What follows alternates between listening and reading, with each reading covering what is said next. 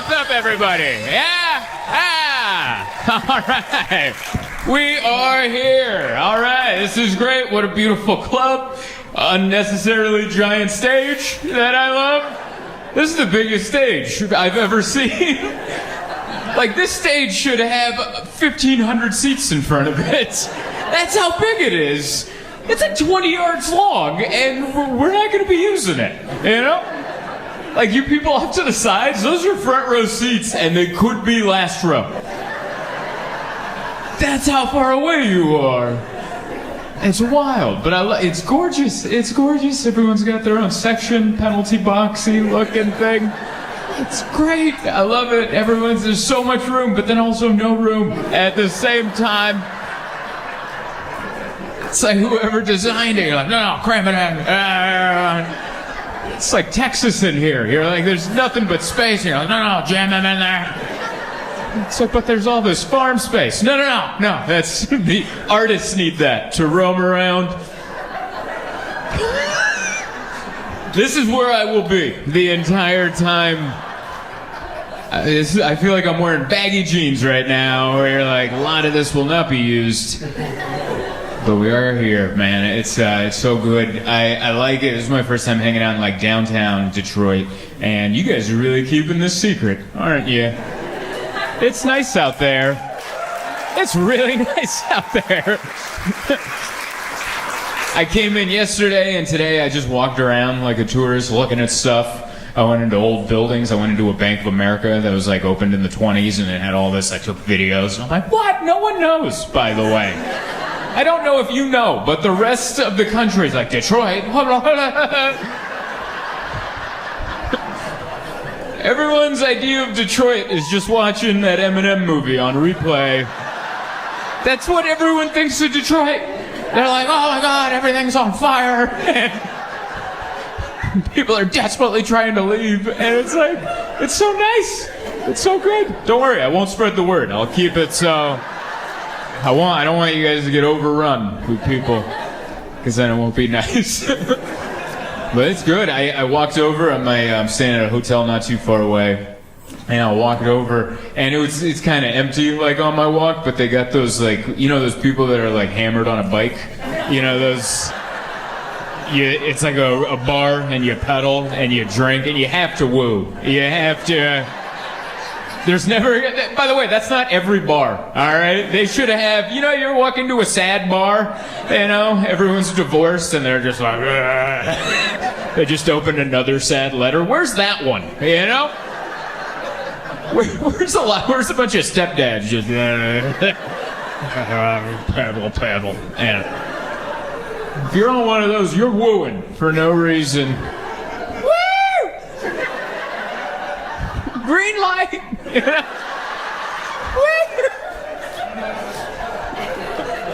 And I'm walking here from my hotel, and there was one that paced me for 2 blocks. 2 blocks. They're going at my pace, and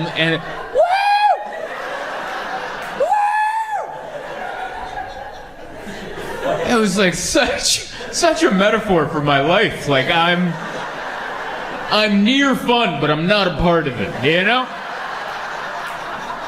Like, I'm so close to having community and friendship, but I don't want to woo with you. I don't know what to tell you. It looks dumb. I know it's fun, because I can see your faces. You look like you're having a blast, but I would feel so dumb.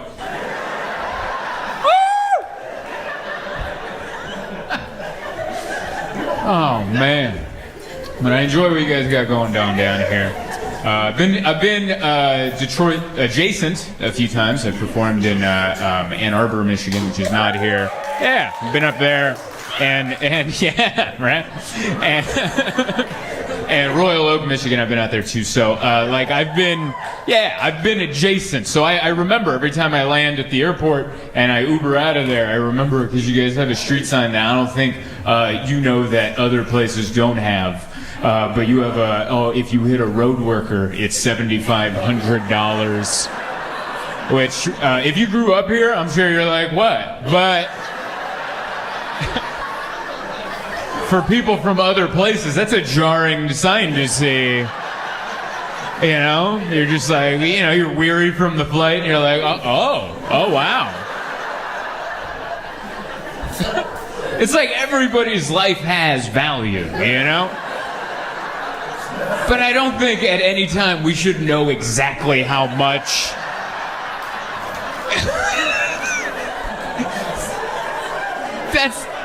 No one should know exactly what you're worth. Especially when you're at work.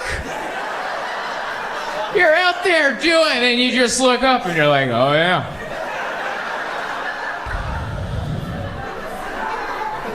How'd you guys get that number too? That 75, like politicians must have talked about it. Big roundtable discussion. Someone's like, all right, what should this cost? 20 grand. And you're like, in this economy? Let's not price us out of hitting a road worker. Let's get it somewhere reasonable. They did add on like 15 years, I think, in jail. It's like 70, but that should be first. I don't, whatever. That means it used to just be 7,500, and people are like, I've been saving. And then they're like, all right, add some years. These people aren't getting it.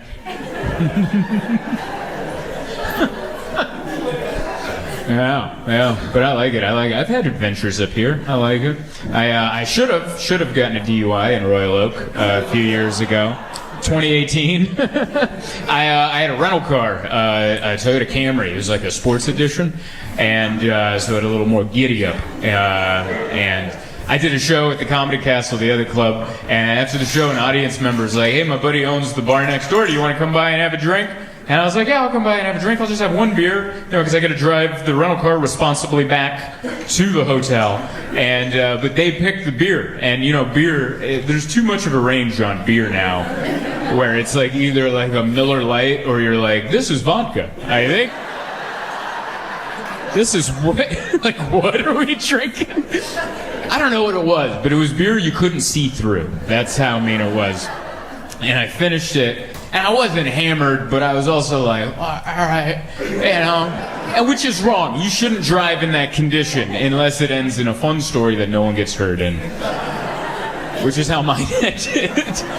Because I was and I got in the car and I'm like, all right, because what is it about like feeling like that where you're like, well, I can't sleep in the parking lot.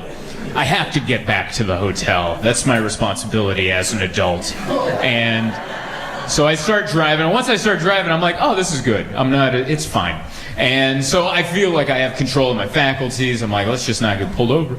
And I was getting off the freeway at my exit, and I could see my hotel, and there's nobody around. I didn't see anyone on my drive, and I'm in a Toyota Camry, Sports Edition, little vroom vroom action, and I'm feeling loose. The beer's in my system, so as soon as the light hit green, I floored it and turned right. The whole time I'm like, yeah! And then my headlights illuminated a cop car in a bush. That was the only person that saw was a police officer on duty in a bush. And I lit him up, and he lit me up then right after.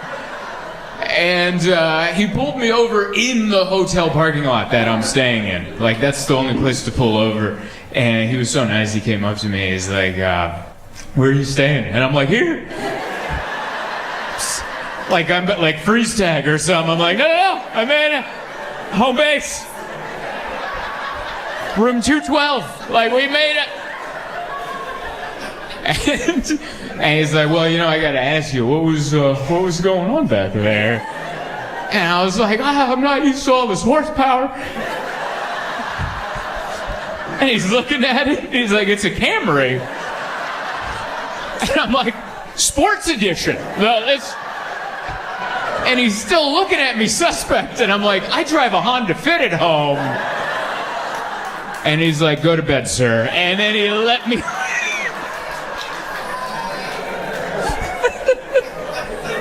Sometimes honesty is, don't act all manly. You're going to get yourself in trouble. Just be honest and go, I drive a Honda Fit. And I was having the time of my life during that turn. like the commercials. The ground was even wet, just like the car ads. You know, they throw water on there. I was all into it, man. So, very much enjoyed coming here. This was a fun week. Did you guys watch the debates? Did you guys do that? No? Some people shaking their head. Really? That was on? You knew it was going to be entertaining. I like it. Last night's crowd was the same way. I'm like, did you guys watch the debate? Oh, really? All right. That wasn't on in the background while you were making a Blue Apron? You know? What'd they say? Oh, yeah. These immigrants eating our cats. That's what we got out. That was awesome. They're eating our cats. Oh, it was just a beautiful moment, you know? Her reaction was perfect. Our reaction was perfect. Oh, is that what they're doing? Because I feel like you could have said other stuff, and you're like, eating cats. I wonder if he was doing it because his buddy J.D. Vance said the thing about the childless cat ladies, and then all the childless cat ladies are all like, hey! And then Trump's like, don't worry, buddy, I'm gonna get him back.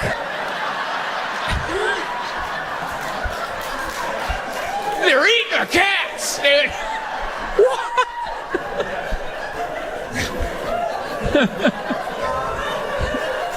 And I get it. I kind of relate to what I think he was going through when that happened. And this is what I mean by that. Sometimes you have a lot of information and you start out wrong. You know? You pick the wrong one in the Rolodex and you're like, this one. And you're like, should have saved that one. Because it was weird. I related to this moment because I remember in the second grade my grandmother died.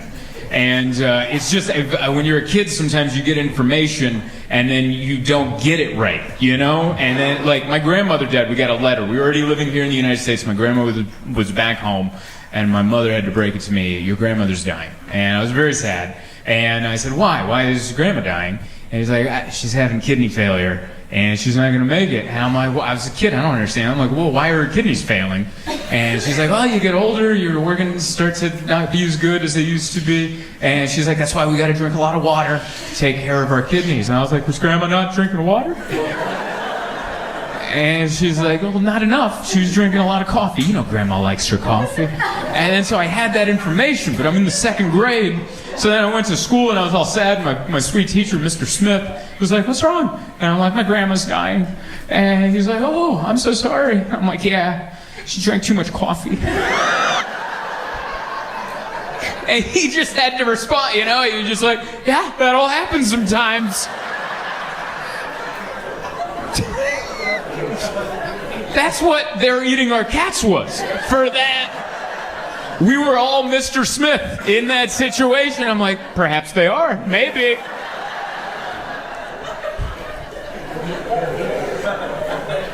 I don't know.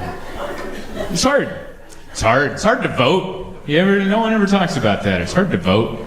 Not the actual act of voting. It's paper. But it's so hard because like one candidate might say something, you're like, I like that. But then they say other stuff and you're like, nah, not so much that. But if you vote, you got to take the whole package, right? It's like ordering dinner. You're like, what do you want for dinner? Oh, I want a pizza.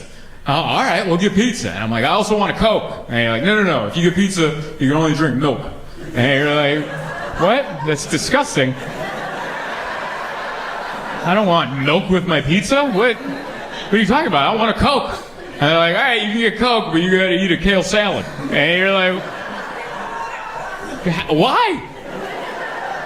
And they're like, that's how it goes. And I'm like, well, what if we order the pizza and the milk and the kale salad and the Coke? And I'll take the milk and the kale salad and I'll throw that away. And then I'll have the dinner I've wanted this entire time. And they're like, no, that's not how democracy works. It's so hard.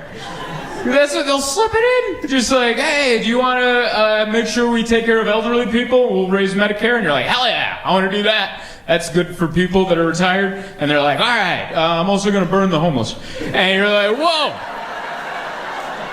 I'm not into that. And you're like, no. Well, one or the other, buddy. What do you want? We already got the fire started, so it might have been a weird way to break down American voting, but That's what I thought of, because last night I had a pizza. And I was like, man, it would suck if instead of a Coke I had milk right now. So yeah, it's fun. But yeah, it's been a good week. We had a bunch of workers at my apartment today. I live in New York City, so our apartment is all wrong. You guys live in a part of the country where your housing, I'm sure, is exactly how you want it. I would hope, you know. We rented an apartment in New York that was supposed to come with in-unit washer and dryer. And when we moved in, the washer and dryer was right outside our front door. And they're like, don't worry, we're going to get that set up in the next 2 weeks. It's been a year and a half. It's still sitting out there, just taunting us. Every time I take the laundry down to the laundromat, I open the door, I'm like, oh, buddy, you're right there. Just not hooked up to anything, you know? And they were supposed to set it up, so we had workers come into the house, and I get so awkward when there's workers in the house. Like, I don't know what to do with myself when there's workers in the house, because I'm just in there, and then I'm like, oh, is this what they think I do all day? Because I do stuff. Really, I don't, but I don't want them to know. I don't know how to tell them I'm a comedian, you know? Like, I just feel awkward when there's people in the house. So like the one worker came in and he was in our closet setting up the thing. And so I'm just in the living room standing, trying to kill time. And then a second worker I wasn't expecting came in. And for no reason, I just like picked up the ottoman and moved it 2 inches and then put it back down. Just so I didn't just stand there like a weirdo. And, oh yeah, this is where ottomans go. It's like, why the hell am I so uncomfortable? It's so bad. I had to Google what that word was, by the way. I didn't know that was I didn't know ottoman, because I give everything a nickname, and we have 2 little cylinder things that we put our feet on, and I call them stumps. That's what I do when my wife and I sit down on the couch. I'm like, give me one of them stumps, and then I put my hooves up on that, and we're all comfortable. And I like doing that, but I'm like, the first time I say that to an audience, I'm not going to say, oh yeah, I had to pick up a stump and put it down. I'm like, they're going to think I'm white trash or something. So I had to Google, what is the stump in the living room that I put my feet on when I watch TV? And Google's like, ottoman? And they had a photo, and I'm like, oh, the dog from Beauty and the Beast? Hell yeah, that's exactly what I'm talking about.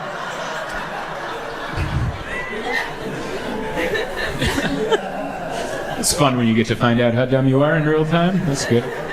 But my wife, I don't know, I had a moment today where my wife likes to plan. She's like, oh, where do you see life in 5 years? And I was like, what? I think about 6 months in advance at all times. I don't know what normal people do. I don't know if you relate to this, but like beyond December, I don't know. All right? Like, I'm just looking to get to December. And then when I'm in December, let's talk about May, maybe. But let's calm down. But my wife's, she's smart. That's why she's successful. That's why she's like, oh, let's think about 5 years. I'm like, 5 years from now? She's like, yeah, you're going to be 42. And I'm like, what? And I started getting tears in my eyes. And she's like, are you okay? I'm like, why did you say that? What did I say? You said I'm going to be 42 in 5 years. And she's like, that's math. Where do you see your life at 42? I'm like, what? I don't know what that is, but that's been me my whole life. I never wanted to graduate, like ever. Like I remember the first moment I had with that feeling. It was in kindergarten, and we came back after Christmas break, and we had to change the big class calendar. And my teacher, Mrs. Wilson, was like, let's say bye to 1992. And I'm like, and everyone was cheering, bye 1992. I'm like, I liked 1992. That was a good year. And that was me at 5. And here I am at 37. Like, why'd you bring up 42? And she called me 38 twice, which really pissed me off. And the first time I ignored it, I'm like, honest mistake. The second time, I'm like, I'm 37!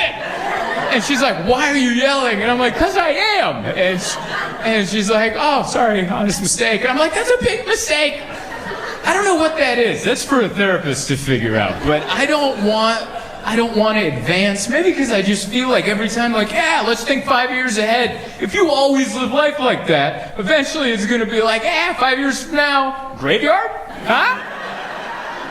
That just means you're thinking of the end. I want to enjoy the now. Hey there. Thank you so much for watching my video. Is this too close? We're keeping it. Thank you so much for watching my video. Please don't forget to like, share, subscribe, all that good stuff. Also, I'm going to be on tour all year, 2024. Might be the last one. So, go to zoltancomedy.com, look at the tour schedule. If you don't see your town, sign up for my mailing list. I promise I'm going to try to come, and I'll see you out there on the road. Thank you. And do my thing. What's up, everybody? Yeah! We're here. We're out. Excitement, noises, people sitting in every direction. I love it. I just realized that as I came out, there's some people facing that way. Some people like, yeah, we're at the show. Some people are like, we're up high. Man, move the stage. Put it over there. I don't know. Listen, I'm not in charge. But it is a lot. Thank you so much for coming out. I appreciate it, Nashville. Beautiful, beautiful, popular, beautiful. So popular. Kind of wish it was less popular. Everything I want to do, everyone's already there. And they're already doing it. You ever show up to do something and someone's already doing the thing that you were going to do? And you're like, what's the point? I see that guy already doing it. And I want to do it, but he won't leave. My manager, Mark, and I, we went and got pancakes. We went to the pancake pantry. Yeah, we went over there. Delicious. Absolutely delicious. Once we got in, things were so good. It's rude. They make you stand outside in the cold, and you just stand there. Like, if you saw a glimpse of that as you drove by, and you're like, is that Russia in the 80s? Like, what is going on out there? We were standing out there, 40 degrees, we just want some sweetbread. We just want some sweetbread with some nut. And then as you get closer, you see the window, and you just see in there.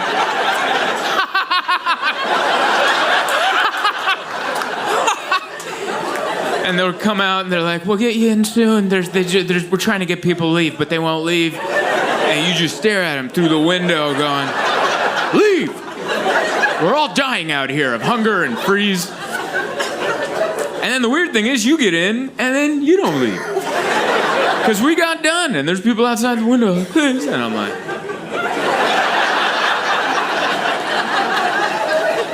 sucking down these buttery cakes. It was wonderful. Yeah, I love it. I love Nashville. There's so much history. I like live music. We went and saw some of that. You're going to see it whether you want to or not. Every bar. We just went out to have some drinks. Like, let's go out and get some drinks and talk. And they're like, how about not the talk? How about we stand in a corner and yell while the other person doesn't hear and just goes, yeah! Isn't that great? What is it about going out to a bar that's loud where nothing you say is heard until the one time you whisper an insult about somebody else and that person's like, I know it's crooked. What is that? That happened to me at a concert. System of a Down. Pretty loud band. Pretty loud band, right? They're on there. I don't know if you ever heard System of a Down, but if like the devil had schizophrenia, is kind of how I would describe it. Just a lot of everything's fine and then it's not. That's how I would describe System of a Down. And I was there. I had some drinks. It's a concert. They sell them there. And there was a pro wrestler near us that I recognized him. And I was like, and my wife was with me, and she always loves it when I give her information of stuff she doesn't care about. And I whispered, I'm like, yelled, there's a metal concert going on. I'm like, there's a pro wrestler over there. His name is Darby Allin. And she's like, okay. And I'm like, I listen to a podcast, and this guy Jim Cornette hates his guts, thinks he sucks. And then she goes, he heard you. And I was like, and I look over, and I'm like, oh.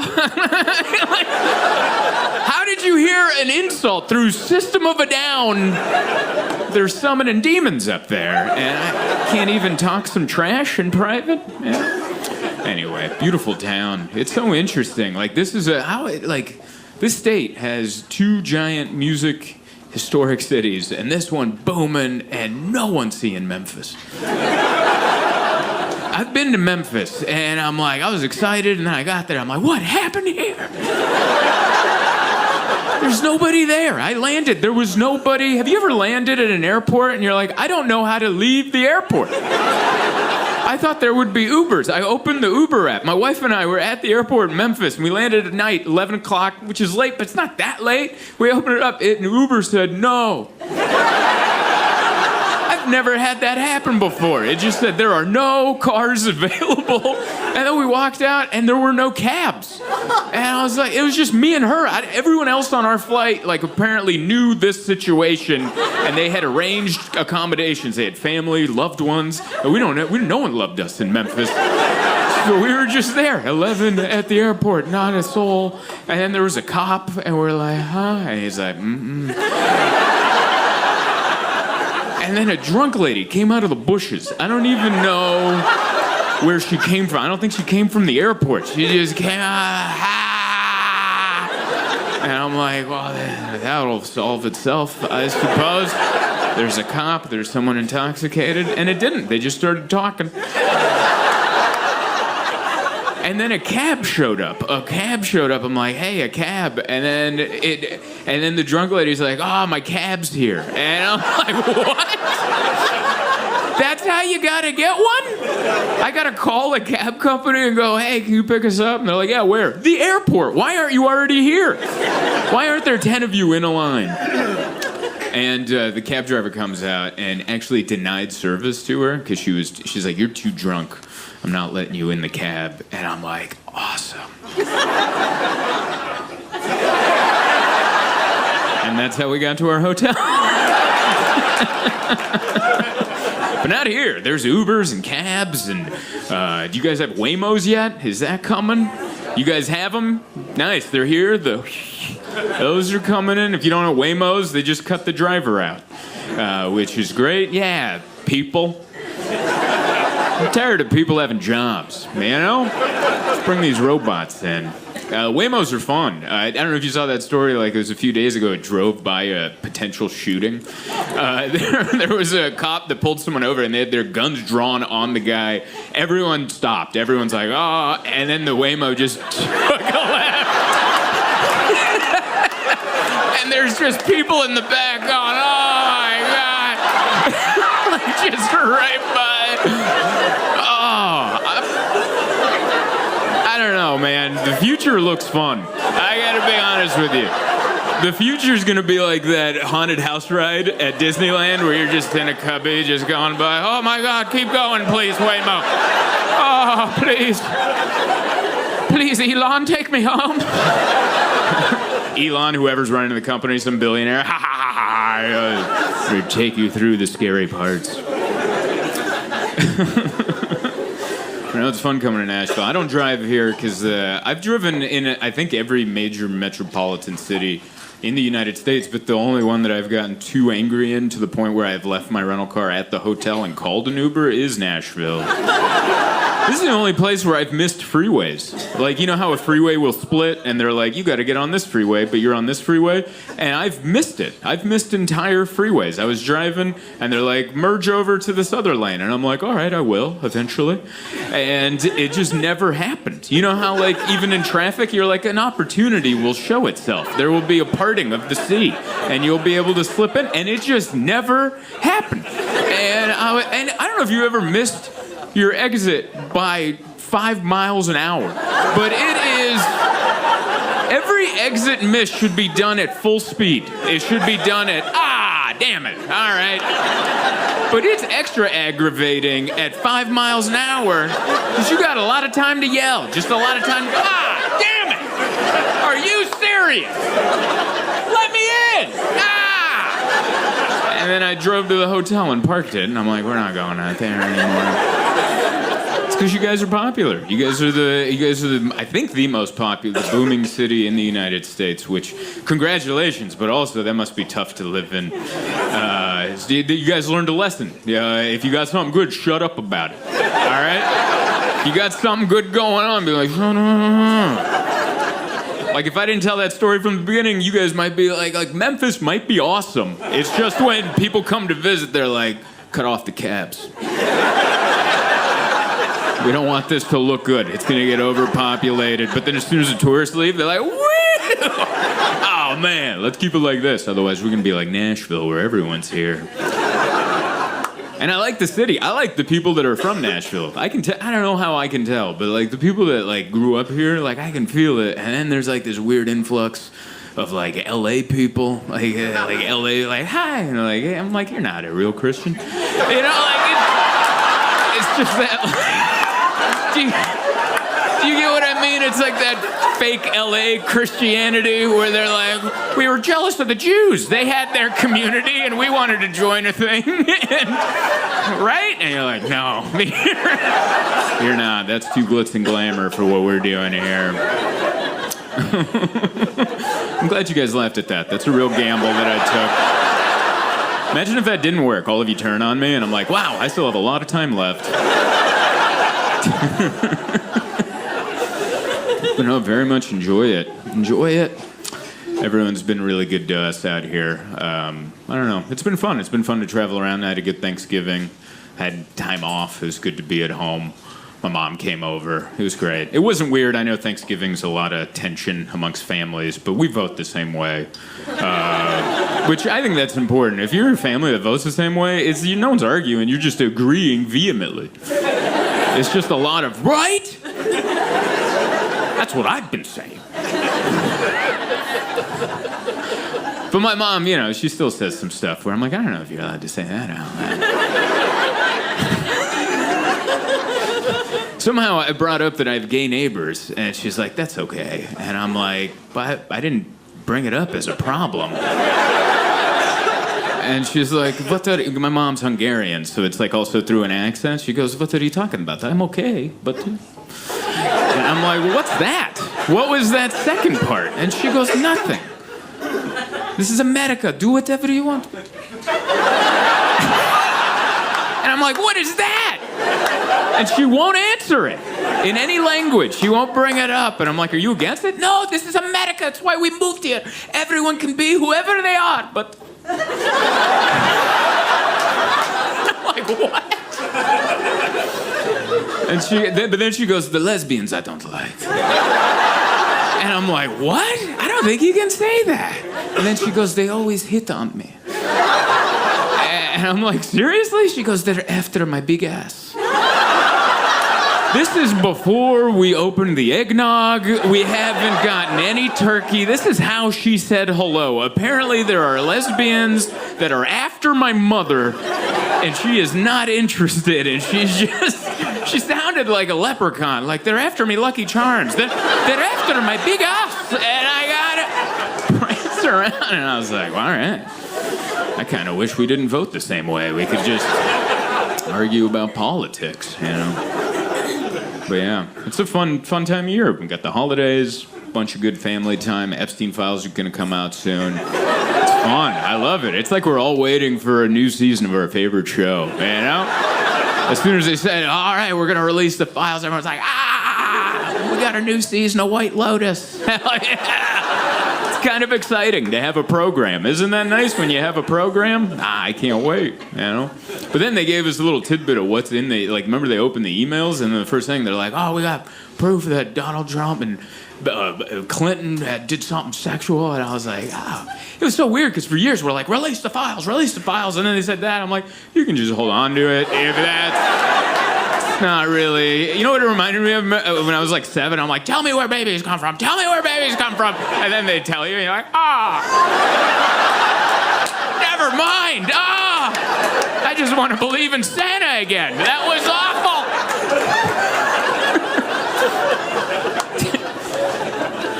Yeah, I read all those Epstein emails. You know what I got out of it? I need to be more social. I don't respond to most of my emails. Text messages, if you look through my text, there's so many non-response. And I read, I'm like, man, Epstein responded to everybody. Just every dumb little email. Ha ha ha, see you Saturday. And I'm like, is that how you're supposed to be a person? Not the other stuff he did. I just mean the emails. Like, is that Because I don't respond to anybody. I don't respond. I have texts from friends that are funny, and I'll read them like, all right.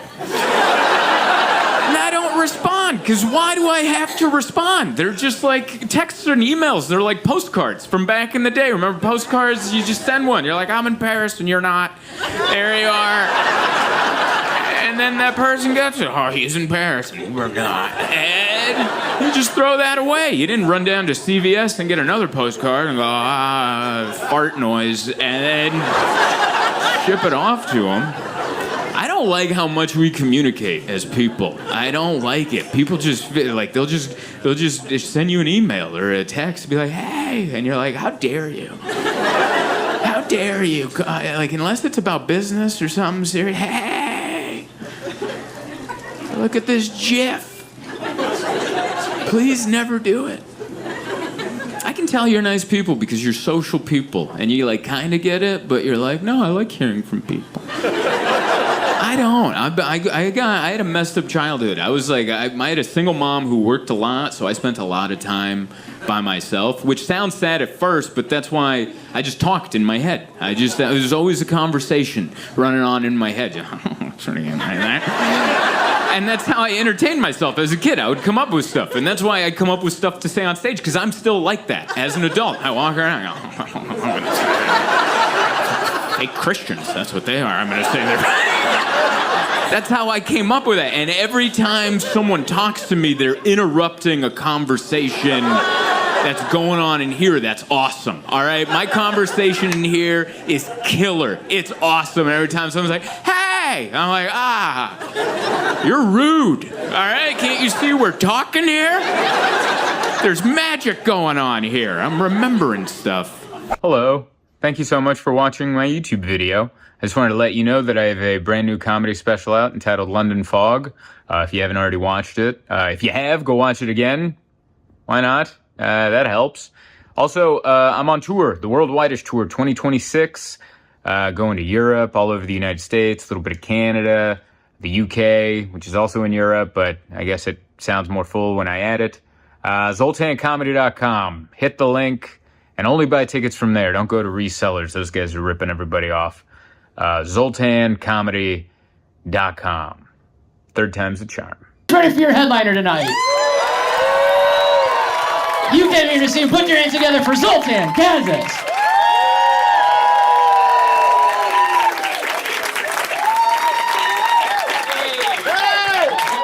What's up, everyone? Yeah? All right. Thank you. One more time for Ray. Make him feel welcome. There he is. How's it going, Peter? Good to see you. Thank you guys so much for coming out. We sold out the Shank. All right. Thank you. I hope everyone has a seat. If you don't, I'm sorry. But there's a bunch of people there. Wow, this isn't... I remember the first time we came, and there was a lot of seats available. And so it's nice. We sold out tomorrow, too. That's so good. I'm still surprised when people show up.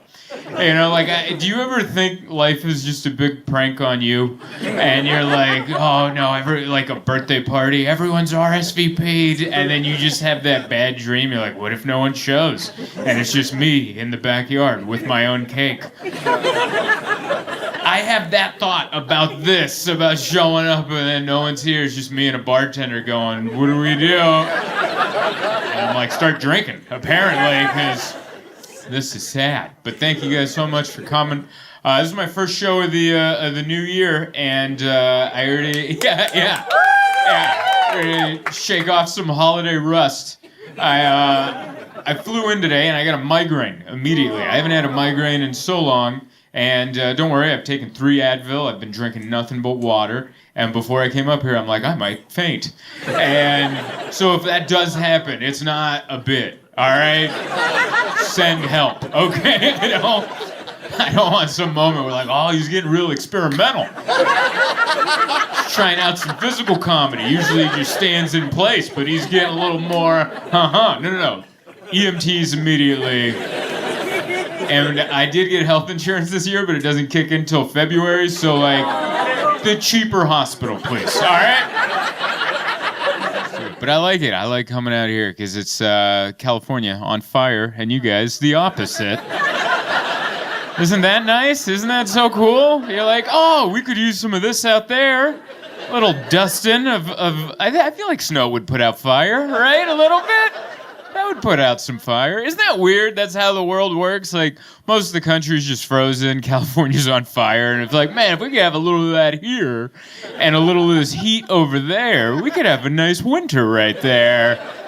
It's kind of like when you're in public and you see, like, a guy with, like, no chin and then, like, another guy with, like, too much chin. And then you're like, man, if we could take some of that guy's chin and give it to that guy, we could have two normal-looking fellas here. But instead, we have a cartoon in front of us, you know? So yeah, it's I'm glad to be out of there. I'm glad that we're here for the weekend. San Diego's fine, but I've been watching the LA fires, and it's crazy. A lot of celebrities lost their homes, which I'm not a fan of anyone losing their homes. Like, I read the list of the celebrities that have lost their homes, and like a lot, I feel bad for all of them, but there are some that I feel less bad for.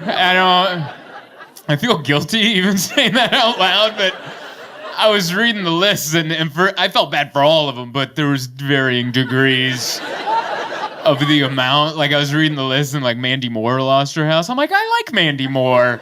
She never did nothing to nobody. She's just a sweet girl. She wants to sing her pop songs, do a little acting. Let her do some acting. And she lost her house. I'm like, I feel bad for Mandy Moore. And then I read Paris Hilton. I'm like, all right, like, I still felt bad, but I'm like, that's bad, you know? She has a lot of places she can stay, you know? Her last name's Hilton. I don't know if you know why she has that last name. There's a lot of places to go. I would feel worse if her last name was La Quinta Inn and Suites. Like, I'd be like, oh no, she's gonna stay at a La Quinta. But those are nice hotels that she has to go to. And then I read Billy Crystal lost his house. I'm like, I like Billy Crystal. I watched all of City Slickers, watched both of them. He hosted the Oscars all those years. Incredibly talented, sing, dance. He's funny. I love Billy Crystal. I'm like, I don't want him to lose his house. And then I read Ben Affleck lost it, and I was like, you know, like, I don't know what it is about Ben Affleck, but when he's sad, I'm happy. I don't know what Ben Affleck did to anybody, but just when he's miserable, I'm like, yeah, dude. Like, every time he, like, slammed the door on J-Lo and was like, I'm like, nice. That's what... I don't know what that man did, but when he's happy, I'm not. And when he's bummed out, I'm like, good. You know? But yeah. I was watching all the fires. They kept doing press conferences. That's my favorite part of a natural disaster. They just keep doing press conferences. They feel like, oh, the people need the information. But there's no information. Just the mayor comes out in his work jacket. That's all that. That's my favorite part of natural disasters is politicians have to put on their work clothes to talk to the public. Like they're out there doing the stuff, you know? Like the mayor of Pasadena put on this, like, tactical fire jacket. It said mayor on it. It was like he just got down hosing something off. Like, I got to get back out there, but I just wanted to give you some information. That's my favorite. Like remember, I forget, it was probably like a hurricane or something in Florida, but DeSantis put on his big white boots. Do you remember that? But he was like, is this what working people wear? Yeah. He should fire his whole staff, because his whole staff is like, yeah, that's what working people wear, man. Just white boots, knee-high. Yeah. Yeah, you're going to want to tuck your jeans into those. That's what you should do. And then they come out. I'm one of the people. And they're like, dude, you're not doing nothing, all right? You cut the budget. That's why we're in this mess. So I love watching the press conferences. I love the interpreters. They always have a sign language interpreter next to the press conference. And I don't know, like, I've watched so many of them, and they're all different interpreters, and they're all crazy with, like, they're so into it. And it's weird, because I've seen people talk in sign language in real life, and it's not like that. I don't know if you've ever been out in public and watched two people communicate with sign, but it's just discreet. It's just... you know, and I'm like, oh, they're speaking in sign language. That's kind of neat. You don't see that every day. But in the press conference, it's just blah, blah, blah, blah, blah, blah. It's almost like condescending. I think, like, it feels like they're mocking the person talking. Like the mayor's like, we have help coming. Oh, they have help coming. Like it's like their version of an eye roll, you know? Like there's nothing we could have done to prevent it. She says there's nothing they could have done to prevent any of it. Yeah. I'm glad you guys laughed at these. Might be easier because it's snowing outside. I don't know. I thought of these on the plane right out here. Man, it's been a wild year. And we just got started. We're like 11 days in. 11 days in, and it's already fires and drones and terrorists. I didn't know they had New Year's resolutions. Did you? We're like, well, I'm going to the gym tomorrow. Like, I gotta do something horrible tomorrow. And you're like, you're not supposed to have New Year's resolutions. That's for us. There's some terrorists out there. I didn't even, the guy that blew up the Cybertruck in front of the Trump thing, remember that? I forgot that there can just be bad terrorists. Like, you can be bad at terrorism. Like, he tried to hurt lots of people. He killed nobody but himself. He barely hurt the truck. I think the truck's gonna be okay. I think they're like, yeah, we'll put a new tailgate on it. That'll be all right. Like, that's so embarrassing. I wonder if he's embarrassed, like, in the afterlife. Like, he's like, I wonder if the other terrorists give him a hard time. Like, you didn't even kill anybody. And he's like, I tried. Like, can you imagine that? Like, you give up your life. You're like, oh, I'm going to kill everybody. Then, boom! And then all that happens is, like, an insurance adjuster comes out. Everyone's fine. There's just a State Farm car parked. Taking photos. Writing in his clipboard. Yep, here's your check. You can fix your awning. You'll be all right. It'd be so embarrassing, man. Oh, yeah. So that's been the year. That's so far. We're 10 days in, and I hope it gets boring quick. I hope every day from here until the arrest just be boring. I'm ready for a good boring year of like, what happened? Nothing. Just weather, and then it was fine. I don't know. We're just going to keep giggling until it comes here. I'm glad we don't own. That's what I was glad. We rent a place, and I'm like, and the people say, don't rent, because it's bad. You're throwing your money away, which is true. But if the house catches on fire, I'll be like, well, get out of there. And then once we leave, we're like, I guess we're done there. And then mosey on. Good luck with that, Judith. It's my landlord's name, Judith. She's a nice lady. I don't want her to be stuck with a bill, but also, you know, 'tis the risk of homeownership. But yeah, I've had a great time here. I came in yesterday, and I like it. It feels warm. You guys feel like a flannel shirt. That's what Milwaukee feels like. I've been here like 4 times, and I just feel comfortable. I just want to put on a flannel shirt and get a beer. I want to watch a game. I wish I'm enjoying doing the show, but also if we didn't have a show right now, I'd love to be at a bar looking at a giant TV and just eating cheese curds and having Miller High Lifes. And I'm like, hell yeah, dude.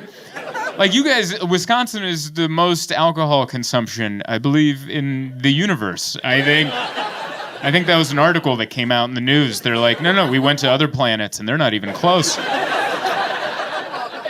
here's the thing, though. You guys keep it chill. Like, it's not a wild city. You guys are hammered, but everyone's just, hi. You guys drink like you keep it together, like, because if you don't, someone's going to make you stop or something, you know? That's how you guys drink. Like, I got a buddy back home. He drinks a ton. My buddy Dane, he drinks a lot, but he's never a problem. And I'm like, how are you never a problem? And he's like, I just don't want my wife to make me quit. So I always keep it together. And I'm like, that's what they're doing in Wisconsin. That's an entire state of people keeping it together. And I'm proud of you guys. I'm proud of you for doing that. But yeah, I had a good day. Went to, I'm not staying at this hotel, but I had breakfast there. I keep getting the name wrong. The Pfister.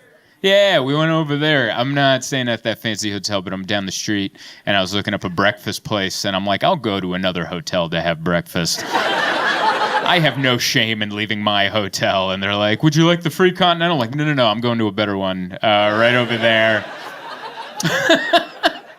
So I went over there, beautiful hotel. They got the painting on the thing. The restaurant was wonderful. Like, it was very slow service. I think they only had one server, and this poor lady had to work with everybody. And then I looked, and it was like the most elderly restaurant I've ever seen. Everyone was like in their 80s and 90s, and they all knew the server. They're like, oh, yeah, this is my son, blah, blah, blah. And I'm like, did I accidentally walk into like a retirement home lunch? Like, what? That's what it felt like. Like, I accidentally, and I'm like, I'm not sure that I'm not. I'm sure they just sat me. They're like, oh, he must be waiting for his Nana to come down from upstairs. Like, did I walk into the wrong place? Oh, man. But yeah, had a good day. Did a lot of nothing. That's what I did. I thought about going to the gym, and then I didn't. But that counts, right? If you think about it, I packed 2 days worth of workout clothes. Like, I was going to work out yesterday and today. None of that happened. I'm going to be bringing back 2 very clean pairs of workout shirts, and my wife's going to be like, wait, you didn't work out? No, we had a FaceTime call at noon, and that blew my day. I was thinking about going to the gym, and then she called me, and we FaceTimed for 30 minutes. I'm like, well, that's the gym right there. I was going to walk on the elliptical for a minute, you know? That was a big yawn you just let out. Good Lord, did you just get out of work, buddy? I thought you were laughing at me saying... What's that? I worked third shift. I woke up a couple Oh, hours. dear God, you're a real... I'm guessing this was your idea to come here. You are... Give that man a round of applause. Working graveyard shift. You work third shift too. Third shift too. Why are you doing okay? Oh, you're just genuinely excited to see me, and he works third shift, but it was her idea. Flipped over. You just what? I just flipped over a month ago. What'd you do? I flipped over the third a month ago. You flipped over the... You're using insider terms with me, buddy. I don't... You're over here using terms that they use at the mill, and I don't know. They're like, I just flipped into third shift a month ago, and I'm like, are we talking about motorcycles? What are we talking about? Where do you work? The asphalt. Asphalt company. You're making asphalt? No, I'm a diesel mechanic. You're a diesel mechanic at an asphalt company. Every sentence out of you is more manlier than the last. That is amazing.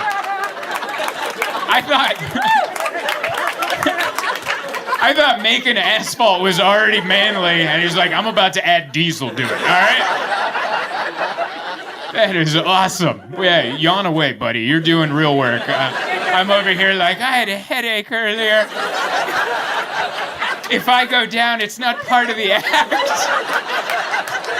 And you're like, I haven't slept since Tuesday, all right? Oh, man. It is the easiest job. I don't know why I complain about travel, because it is just a lot of sitting. If you think about it, like my life, there's not that much. Like I was in bed. I woke up at 4 a.m. I was laying down, and then my alarm went off, and I had to sit up, and then I had to get up, and I had to walk over to an Uber and sit down. And then I got to the airport, I had to get up, get onto the plane, then I had to sit down. Then I landed here, I got up, got in another Uber, sat down. Then I got to the hotel, I'm like, man, I gotta take a nap, dude. Listen, I don't know what's going on at the asphalt plant, but that was a lot of sit and stand, make up your mind, you know? But yeah, it was a good holiday. I very much enjoyed it. Saw my family, hung out with my mom. It was smooth. Christmas was smooth. No political arguments. We did get into a giant fight because I almost paid $3.99 to rent a movie on Amazon Prime. Is that anyone else's family, or is that just my mom? What was that? You would have thought I brought up the election. I was like, let's watch Dumb and Dumber. And she's like, you're not going to pay $3.99? And I was like, why wouldn't I? And she started yelling, just yelling at me. And I'm like, I'm going to pay this $3.99. And then she's like, just buy it then. I'm like, all right, I'll buy it. She goes, $12.99? You're not buying that? I love my mom, but she's, she's old school. She's like, we don't pay for anything. I'm like, you used to take me to Blockbuster. How much was that? She goes, I don't remember. I was like, I think it was probably $3.99. I don't know. And then they charge you more because you didn't rewind. Became a whole situation. Anyway, I want to. Last thing I want to say is I want to thank you guys for helping me sell out tonight and last night. That meant a lot to me. It's the most amount of tickets we've sold here in Milwaukee. Thank you so much. There is someone that's not here with us this time around. One of my biggest fans lived out here, Darlene. Yeah. What is it? My cat, yeah, Happy Endings Cat Rescue. Darlene ran that. Hey, thank you guys so much for coming. Yeah, and Darlene was the president. Yeah, she was the president. And every time I would come to Milwaukee, she was the only fan that would email me every couple weeks and ask me how the tickets were selling. And she'd be like, "How are the tickets selling for Milwaukee?" And I'd give her an update. She goes, "I'll tell more people." And just the absolute sweetest person, and she would come to both shows, and she would send shots up, and she, just the biggest fan, such a supporter, such a sweet lady, and unfortunately she passed away last year, and so she's not here with us, but she would be so pumped to know that we sold out 2 shows. So cheers to Darlene, and good night, everybody.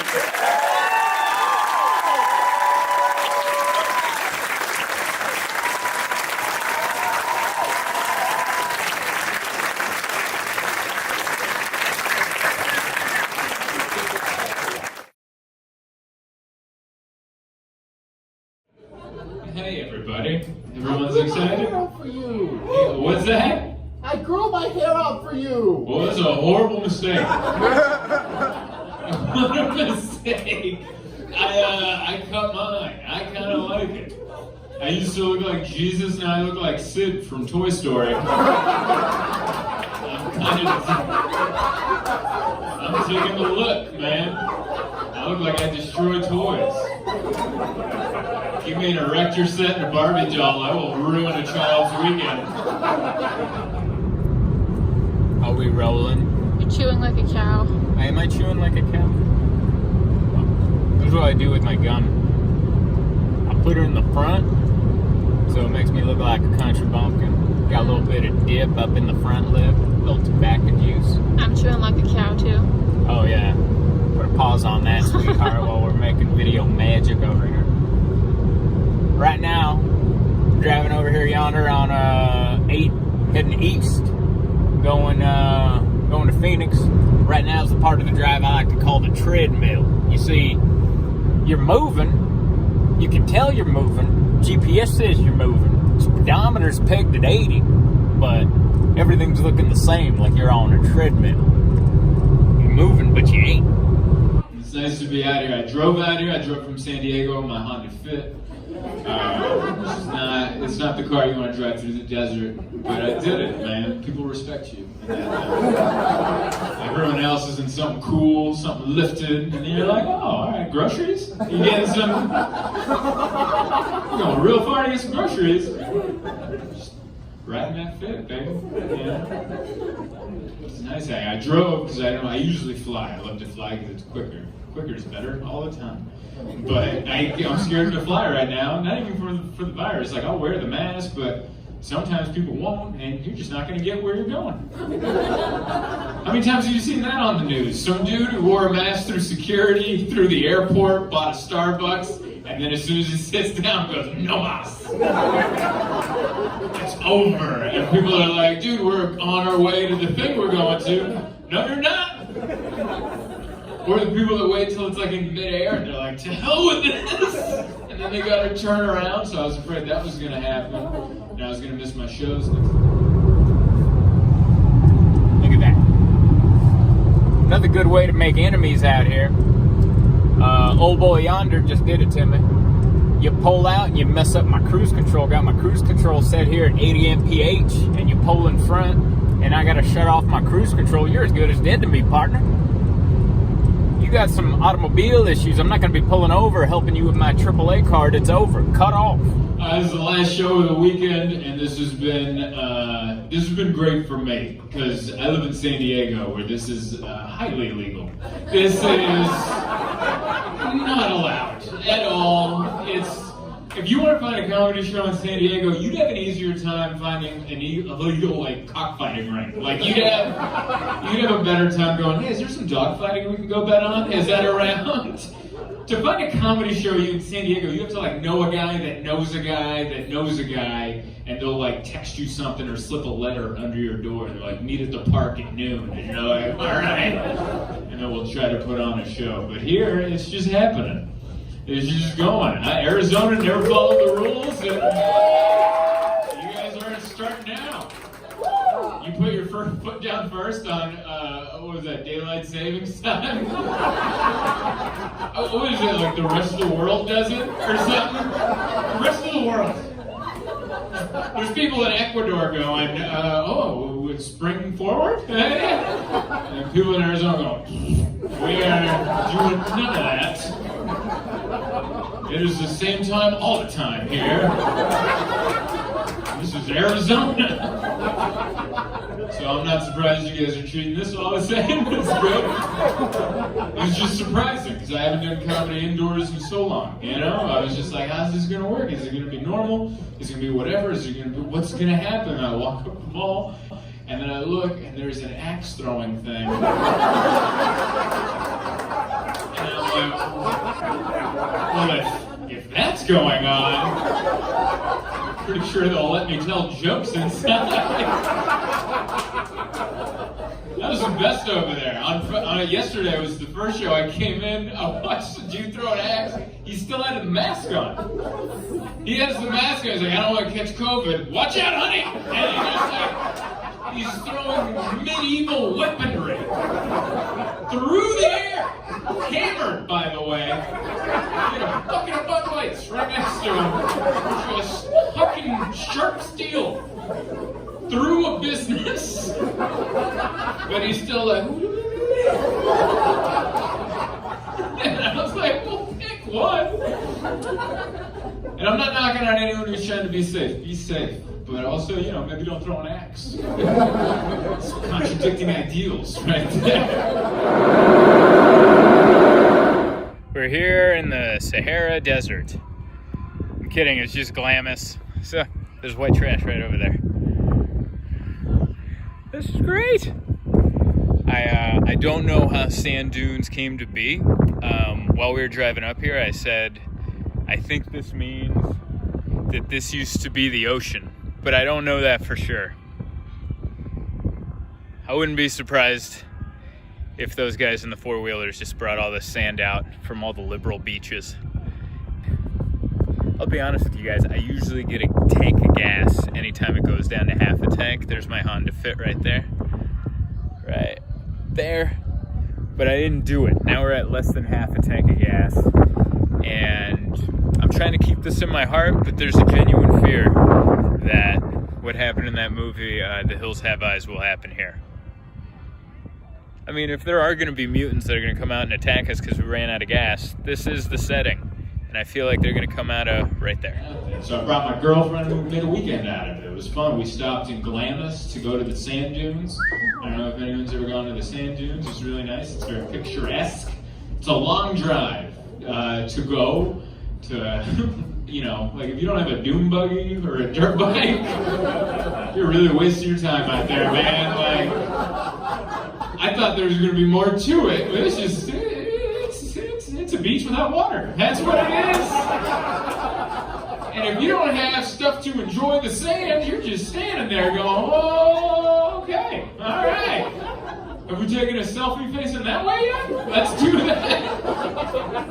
You get all your selfies done in like 7 minutes, and then you spend another 7 minutes just going, you good? Yeah, let's go. Let's get out of here.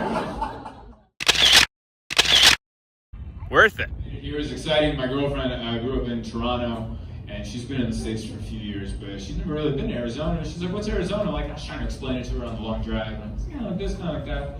And then we pulled up at the hotel. I'm staying at a hotel. I don't want to give my hotel away, but it's there's a Cabela's in front of it.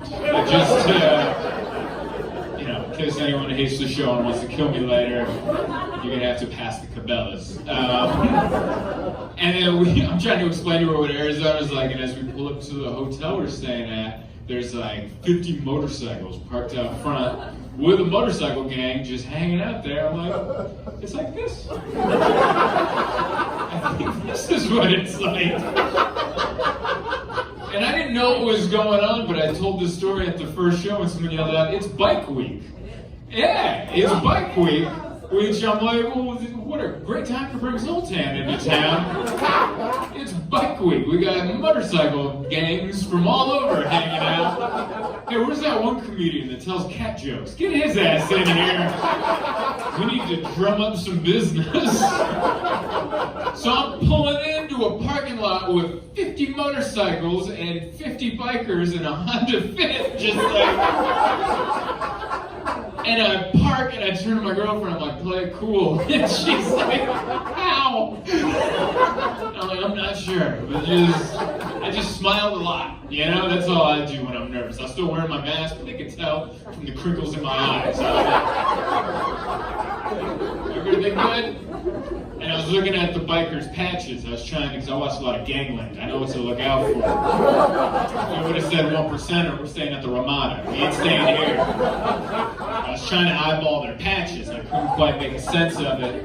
And all I kept seeing was they were all from the same group, and they were called the Choir Boys. And at first I'm like, oh. But then I'm like, well, what if it's ironic? And so I was like, man, what if they're like, because they spell the S with a Z. It's boys. And I'm like, I don't like that. So I did the responsible thing once I checked into my room, read on Wikipedia, what the hell are the Choir Boys? Turns out, they are a fundraising organization of bikers, and they raise money for the family members of fallen police officers. So they're good. They do a great thing. That's awesome. Don't judge your book by its cover. And once I read that, I turned to my girlfriend, I'm like, it's all right. They're just old Boy Scouts. That's all they are. It's just, they got a different uniform and a different mode of transportation. There's just some old Boy Scouts out there doing good stuff. It's a good lesson. Don't judge a book by its cover. They might look terrifying, but they might just be raising money for good. Yeah. Although they did have a party last night where it looked pretty scary out at the pool. I was still looking out there, I'm like, no, they're still bikers. Like, they're raising money, but they're also raising hell. Look at that.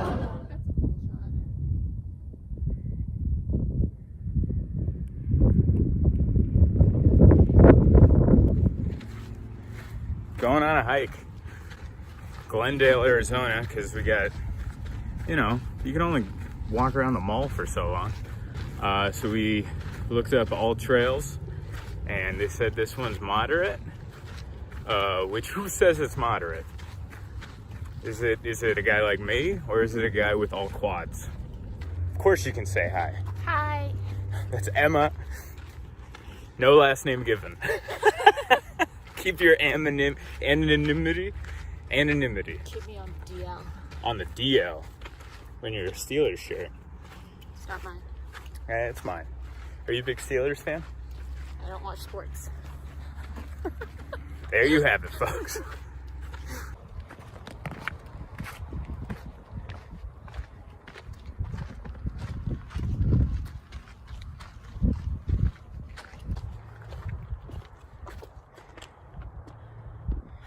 That's him. We just met a shirtless guy on a hike. Every hike has a shirtless guy. And every shirtless guy on a hike looks like he hasn't taken his shirt off in about 13 years. Farmer's tan all up and over. And I'm not making fun of him, that's me. That's why I keep my shirt on. Because I don't want to be a shirtless guy on a hike.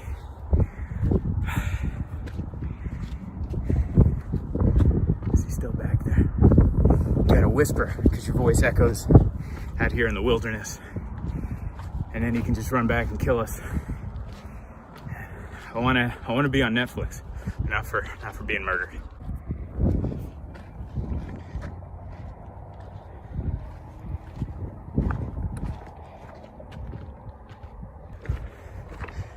Yeah, we just passed a running guy on a hike.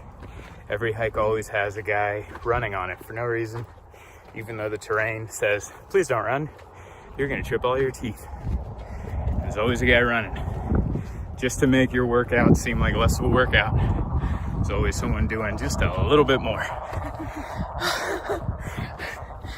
Oh, every hike, without fail.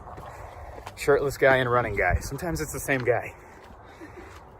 Sometimes I get to the top of the hike and there's someone that looks like they shouldn't be able to make it up here, and they're up there. And you're panting and they look okay. You're like, what? Did you Uber a helicopter up here? How'd you pull this off? Here we are at the summit. Not really. There's more to go. I don't even know if you can call this a summit. It's more of a hill than a mountain, but it's hot, so it makes it feel like a mountain. I'm here next to this old cactus. Look at that. It's real Arizona. Actually, this isn't real Arizona. That American flag up on the hill, that's real Arizona. We'll get a better shot of that in a few more minutes. We made it to the top of Mount Everest, Arizona. I don't know what the name of this mountain is, but here's the flag I was talking about earlier. Amongst all this nature, Arizona is really patriotic. This is making me feel patriotic, to be honest with you. This is why my mom immigrated from Budapest, Hungary to the great United States. So her firstborn son can perform at a mall and on his time off, hike up to the top of a hill overlooking a freeway to talk next to Old Glory and breathe heavily. So much has changed. It's been crazy. Debates, I watched the debates. I watched the boring one this week. Wasn't it nice to watch a boring debate? Woo! Yeah, great. It made me feel nostalgic. Yeah. Halfway through, I'm like, it was boring as hell until a fly showed up. It was the most exciting part of the debates. A fly showed up. It's like if you imagine watching it with someone from the future and they're like, dude, can we change the channel? And the dude from the future's like, just wait. There's gonna be a fly coming in here. And it's gonna be the most exciting part of the debates. It was nice to just have a boring debate, you know? Like I've been watching, I was disappointed in the first debate because I was so excited for it. Because I've been watching sports without a crowd. And has anyone else been trying to enjoy that? It's hard, isn't it? We're trying. I got a fantasy football team. I'm trying, but man, it's not the same. It's kind of like watching a t-ball game, but none of the kids are yours. You know, you're just like, yeah. Just try harder. I feel like you're not playing hard. I just have that feeling. They're like, I guess it just feels like the athletes didn't think the season was going to happen either. Everyone just showed up chubby. You know? Harden looked chubby in the NBA. He's like, what, we're playing? Oh, damn it. He had like a napkin in his jersey. He's like, oh. Thought it was buffet season. I didn't know we were playing. It's just weird. That's why I was excited for the debates. I'm like, oh, cool, we can watch some. But debates without a crowd, that sucked too. The debates without a crowd, it just looked like a Thanksgiving dinner where the family left the room to let the grandpas argue it out. That's what it looked like. That's what that first debate looked like. Like if they would have panned that hard camera to the left, they would have seen a full living room of just a family watching football going, are they still arguing over there? Bunch of weirdos. Main salute. Arizona might be the most patriotic state in the nation. They put a flag right here at the top. They could have put a giant cactus or a statue of Steve Nash, but they decided stars and stripes. Hell yeah, baby.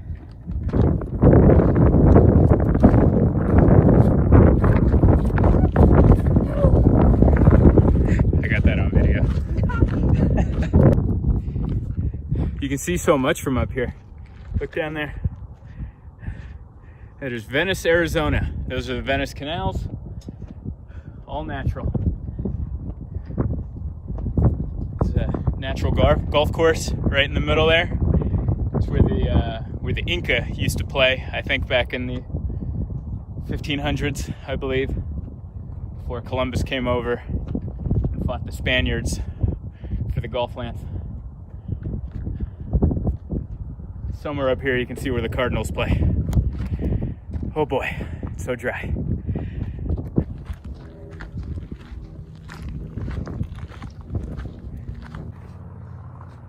Watch your step while you do. Just missed it. I just tripped. So hopefully Emma can catch it. We try to do it naturally, which happens quite a bit. I don't know, not some mountain goat.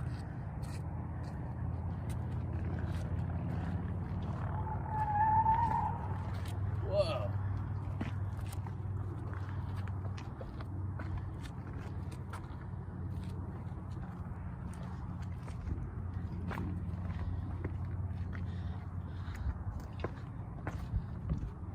Did my butt look cute? I think so. Nice. That's what it's all about, ladies and gentlemen.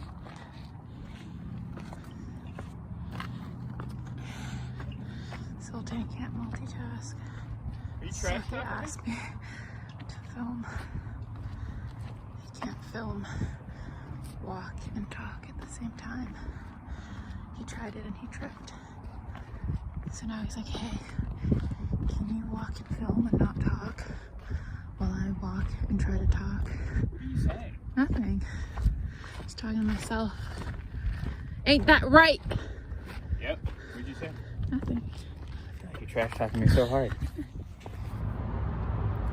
Here we are, post hike, enjoying Chipotle. We are in strip mall heaven, or hell, however you look at it. So I knew wherever we were gonna eat, it was gonna be a chain. America. Although I gotta say, I haven't been to Chipotle since the last time I performed at this club, which was like a year and a half ago. They make decent food. You know, who am I, Anthony Bourdain with an educated tongue? No. I'm just me. I grew up in the trailer park on TV dinners. This is a delicacy.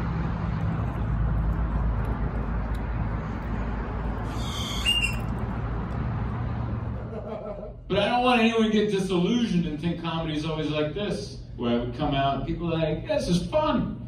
You know, it's not always like that. There's years, many years, where you're performing and in your head, it's going so bad, you're just like, man, maybe I can still get a real job. I mean, that's still an option. I used to perform in colleges, you guys. In 2015, that was my first year of getting to be a full-time comedian, where I got to quit my day job and just do this, which is really, it took 9 years to get to that point, so it took a long-ass time. And I got to book all these colleges, and colleges pay well, right? Because they're selling those kids kind of an education. But also some entertainment, and that's where I come in. So I got booked to all these colleges, and some of the shows were good, and some of them were horrible. Most were pretty rough. But I remember one time I did a show in Pittsburgh at Washington Jefferson University, right outside of Pittsburgh. And I showed up in the small room, there's 10 kids there for the show. And I'm like, that's enough to have a show. The 10 is enough. But the girl that was running it was like, hey, can we wait a few more minutes? Because I think some more people are showing up. And I was like, sure. And we waited 10 minutes, and nobody else showed up, but those first 10 people left. So, the girl that was running the show, she was very sweet. She goes, oh my God, I'm so sorry. And I'm like, it's okay. And she's just like, here you go, here's your check. I guess we're not doing a show. And I went, never apologize for this. This is amazing. You just handed me a check, and I didn't have to perform for 10 18-year-olds. This is amazing. So I went back to the Marriott and got drunk. It was great. And so the next night, I'm at Penn State Harrisburg, and I walk into a similar situation. I walk in, it's like a big cafeteria type thing, like cafe, and there's a stage area about this size, and there's no one sitting here. And about like 50 yards away, there's like 3 students studying. They don't know about the show. They're in a different part of the building. They're so far away. And I walk in and I'm like, here we go. Hand me that check. I'm ready to order a drink at the Marriott. And then the girl comes up to me at that show and goes, well, we paid you. And I was like, what do you mean? And she goes, well, go up there. And I'm like, there's nobody there. And she's like, all right. What? So I had to walk on stage in front of nobody and start doing this. I don't know if you know this, but you're an integral part of this. Like, honestly, for a second, take yourselves out of this room and leave me in it. I look like a lunatic. You guys parents are very important in this, but there's no one here. And I walk on stage, I'm like, oh my God. So I just start yelling to the 3 students studying, trying to chase their dreams. And I'm like, please stop chasing your goals and your wants and your needs in life, and please come up and listen to me do stand-up. And they kind of didn't want to, but I just kept yelling at them until they couldn't study any longer. And they did, and I got 3 students in front, and I'm starting to do the show. It's still just as horrible as you would imagine. There's 3 kids instead of none, so at least there's eyeballs to stare at me and judge harshly.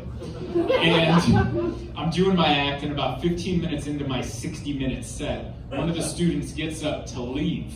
And as they're pushing the double doors open to leave, I go, what was it? Was it the cat jokes? Just trying to say anything, right? And he just looks at me, and he just goes, I just can't. And he pushes the doors open and walks out. Like, that kid left with a piece of my soul. Do you understand? Like, I still dream about him sometimes. And he did that 15 minutes in. I had 45 more minutes to do after that. And I just watched him leave with a piece of my soul. And I went back to the other kids, and I'm like, comedy. And I wish I could lie to you guys and tell you it's the worst show that I've ever done. It's not. It's not. It just isn't, man. The worst show that I ever did was in my hometown in San Diego, California. I got hired to do a comedy club downtown. It was a private event. It was for a lady's 50th birthday party. And the way she was celebrating was she rented out the entire comedy club for her and her 9 friends. Yeah. And they sat in a row in a line, like a firing squad. And the comics just had to come up and just dance for her, pretty much. This is the closest I ever felt to being a court jester. Just like, just waiting for them to go yay or nay. Just waiting, like, am I going to be killed? What's happening? So I show up to the club, I see this situation, I'm like, well, this looks like the worst. And they come up to me and they go, listen, you're going on last. You only have to do 10 minutes, and you'll know your time is up when you see the birthday cake coming up the side, and that's when you're just going to start singing happy birthday, and that's how the show's going to end. I'm like, that sounds absolutely horrible. But I guess that's what we're doing, right? So I'm on stage, I'm doing the best that I can with 9 people in an empty, cavernous comedy club, and it's going horribly. I'm bombing, of course I am. There's no other situation. And I feel like 10 minutes is coming up, so I'm trying to wrap up my set. So I asked the birthday girl, I'm like, excuse me, are you single or are you in a relationship? And she was kind of cool before, now she's no longer cool. She's like, I don't wanna. And I was like, whoa, easy, I'm not trying to hit on you or anything, I'm just trying to get into my last joke. Are you single or are you in a relationship? She's like, I don't wanna. And then a huddle breaks out between her and her friends, and I'm like, what the hell is going on? And then after like a 10-second, 15-second huddle, she pops up out of the huddle like a whack-a-mole. She just pops up, looks into my eyes, and just goes, I'm a widow. And I was like, yes. And that hit me right in the soul. And as soon as she got the last W out of widow, here comes the cake. So now I'm just like, I am happy birthday to you. And that was by a mile the worst show that I've ever done. So I really appreciate you guys just being here, honestly. So much better than either of those situations.